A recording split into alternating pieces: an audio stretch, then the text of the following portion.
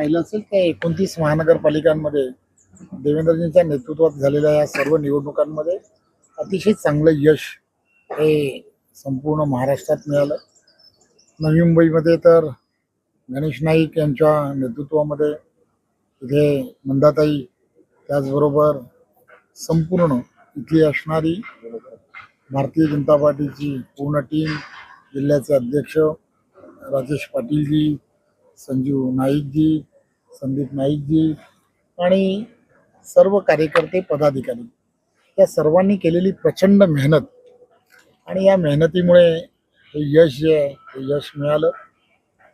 नाईक साहेब नेहमीच एक विजन ठेवून या नवी मुंबई महानगरपालिकेमध्ये वर्षानुवर्ष काम करतात आणि त्यांनी नवी मुंबईतील असणाऱ्या मतदारांना येणाऱ्या काळामध्ये 20 वर्षासाठी काय विजन असणार आहे हे त्यांनी लोकांपर्यंत मांडण्याचा प्रयत्न केला आणि त्यामुळेच खरं तर हे यश जे आहे यश देवेंद्रजींच्या नेतृत्वामध्ये नवी मुंबईकरांनी त्यांना दिलं, भारतीय जनता पार्टीला दिलं.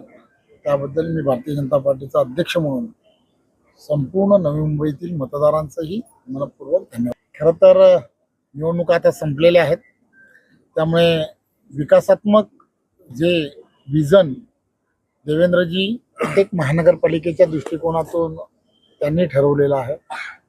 नवी मुंबईमध्ये काही गंभीर विषय जे आहेत त्या विषयांबद्दल नाईक साहेब नेहमीच त्याची चर्चा करतात, केली त्यांनी. DCRच्या संदर्भात ते वारंवार सांगतात. त्यामुळे या सगळ्या गोष्टी येणाऱ्या काळामध्ये पुढील भविष्याच्या दृष्टिकोनातून करणं हे अपेक्षित आहे. मी असेल, देवेंद्रजी, आम्ही सगळीजण बसून त्यामध्ये काय करता येऊ शकतं याचा गांभीर्याने विचार येणाऱ्या काळात करणं